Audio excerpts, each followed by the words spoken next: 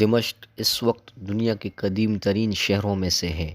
بعض روایتوں سے معلوم ہوتا ہے کہ حضرت نوح علیہ السلام نے طوفان کے بعد کشتی سے اتر کر سب سے پہلے دو بستیاں آباد فرمائیں، پہلے حران اور پھر دمشق۔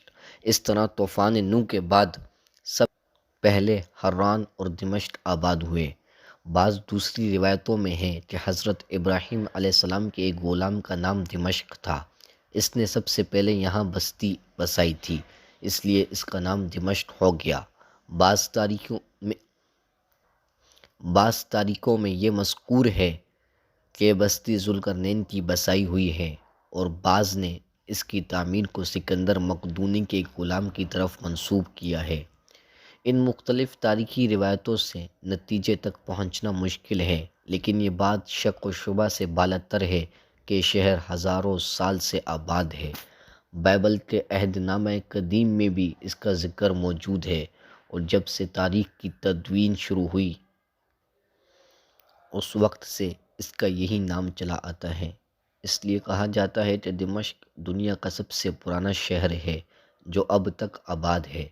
اسلام سے پہلے اس شہر پر بے شمار طاقتیں حکمرانی کرتی رہیں۔ طلوع اسلام کے وقت یہ روم کی بازنطینی سلطنت کا اہم تجارتی شہر تھا۔ حضرت عمر کے زمانہ خلافت میں یہ حضرت ابو عبیدہ بن جراح کی سرکردگی میں فتح ہوا اور صوبہ شام کا پایہ تخت قرار پایا۔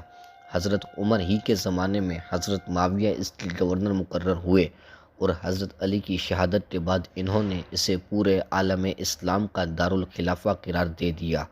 چنانچہ بنو امیہ کے عہد حکومت میں تقریباً ایک صدی تک یہ اس اسلامی حکومت کا پایہ تخت رہا جس کی حدود بحر ظلمات اٹلانٹک سے بحر ہند تک پھیلی ہوئی تھیں۔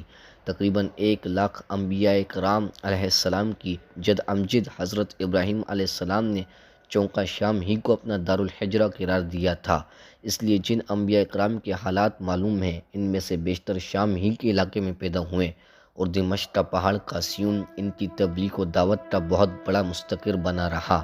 مسلمانوں کے ہاتھوں دمشق کی فتح کے بعد جلیل القدر صحابہ کرام کی بہت بڑی تعداد یہاں آ کر آباد ہوئی، لہٰذا اس شہر کو انبیاء علیہ السلام اور صحابہ کرام کا شہر کہا جائے تو غلط نہ ہوگا، اور اسی بنا پر اس کے چپے چپے سے تاریخ اسلام کی بے شمار روایتیں وابستہ ہیں۔ یہ شہر سطح سمندر سے 2,200 فٹ بلند ہے اور شدید گرمی میں بھی راتیں ٹھنڈی اور فرحت بخش ہوتی ہیں۔